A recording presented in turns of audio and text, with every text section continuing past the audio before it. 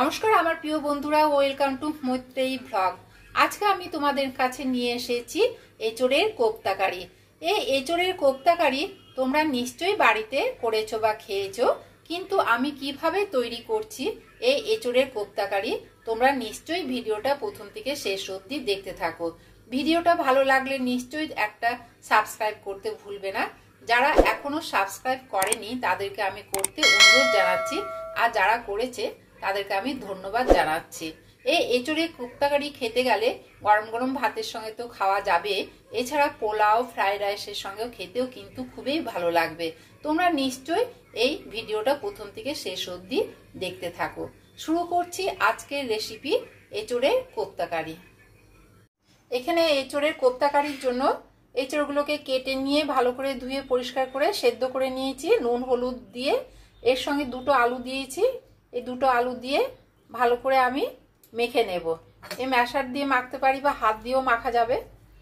দেখো এখানে বেশ ভালো করে মেখে নিয়েছি, একবারে পুরো ভালো করে মেখে নিয়েছি। এরপরে আমি এর মধ্যে অল্প করে লবণ দিচ্ছি। আগে লবণ দিয়ে সেদ্ধ করে নিয়েছিলাম। হাফ চামচ লবণ, অল্প করে হলুদ, হাফ চামচ হলুদের গুঁড়ো, লঙ্কা গুঁড়ো দিয়ে দিচ্ছি হাফ চামচ লঙ্কা গুঁড়ো, গুঁড়ো গরম মশলা দিয়ে দিচ্ছি। এখানে আমি কিন্তু এই গুঁড়ো গরম মশলাটা নিজের হাতে তৈরি করেছি। গুঁড়ো গরম মশলা দিয়ে দিলাম। দিয়ে এখন আমি ভালো করে মেখে নেব। ভালো করে মেখে নিচ্ছি।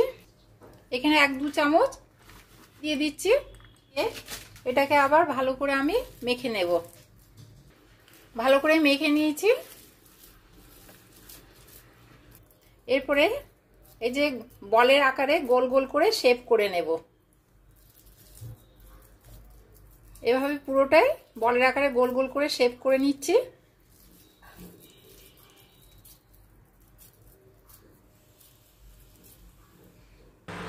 এখানে কোপ্তাগুলোকে তৈরি করে নিয়েছি। এরপরে এখানে কড়াই বসিয়ে দিয়েছি। কড়াইয়ের মধ্যে তেল দিয়ে দিচ্ছি।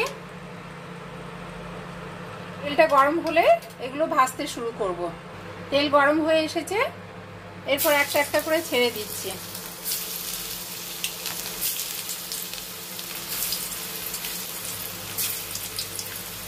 একসঙ্গে 4-5খানা করে দিয়ে দিলাম। ভালো করে উলট পালট করে দিচ্ছি। এক পিঠ করে ভাজা হয়ে গেছে। দেখো ভাজা হয়ে গেছে। এরপরে উঠিয়ে রাখছি। এই যে এখানে বাদ বাকিগুলো এভাবে ভেজে নেব। কোপ্তাগুলো ভাজা হয়ে গেছে।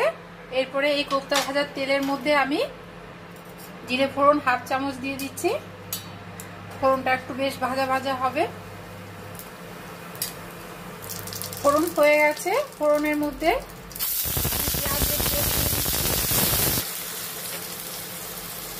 3 চামচ দিয়ে দিলাম। 3 টেবিল স্পুন পেঁয়াজ পেস্ট দিয়ে দিলাম। এর মধ্যে লবণ দিয়ে দিচ্ছি হাফ চামচ, হলুদের গুঁড়ো দিয়ে দিচ্ছি হাফ চামচ। দিয়ে ভালো করে একটু পেঁয়াজটা যতক্ষণ না কাঁচা গন্ধটা যায় একটু ভেজে নেব।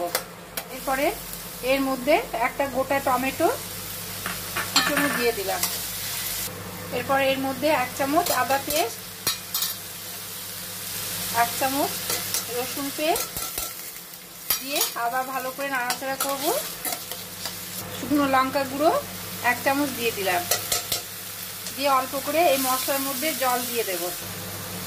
জল দিলে কি হবে, মশলাটা কিন্তু পুড়বে না, কষতে কষতে পুড়বে না, আর টমেটোগুলো সেদ্ধ হয়ে যাবে। মশলা ভালো বেশ এটাকে ভালো করে কষানো হবে।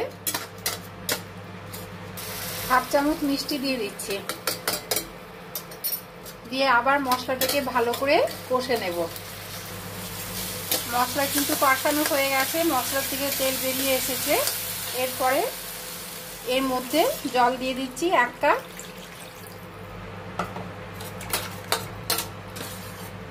জলটা ফুটে উঠবে। এখন আমি এই জলের ঢাকা দিয়ে দিলাম।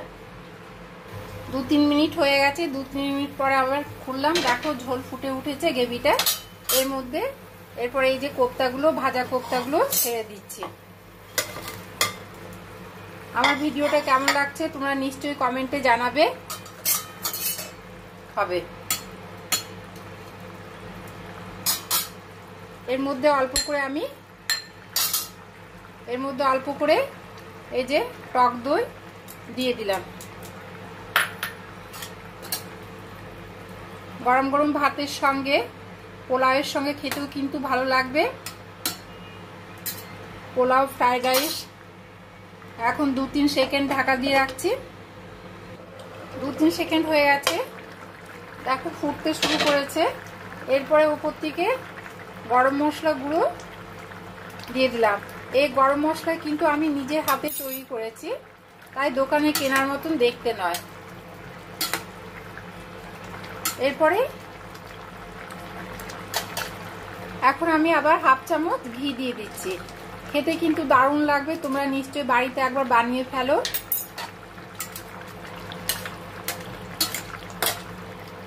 কমপ্লিট হয়ে গেছে এঁচোড়ের কোপ্তা কারি। ভিডিওটা নিশ্চয়ই তোমরা প্রথম থেকে শেষ অবধি দেখেছো। এরপরে এই সার্ভিং প্লেটে ঢেলে রাখছি। এখানে সার্ভিং প্লেট আছে, এই প্লেটে ঢেলে রাখবো। অলরেডি কমপ্লিট হয়ে গেছে এঁচোড়ের কোপ্তা কারি। ভিডিওটা তোমাদের কাছে কেমন লেগেছে তোমরা নিশ্চয়ই একটা কমেন্টে জানাবে। এছাড়াও ভালো লাগলে নিশ্চয়ই তোমরা একটা সাবস্ক্রাইব করতে ভুলবে না। পাশে যে বেল আইকন আছে সেটা প্রেস করলে তোমরা আমার অন্যান্য রেসিপিগুলো দেখতে পেয়ে যাবে। যারা এখনো সাবস্ক্রাইব করেনি তাদেরকে আমি করতে অনুরোধ জানাচ্ছি, আর যারা করেছে তাদেরকে আমি ধন্যবাদ জানাচ্ছি।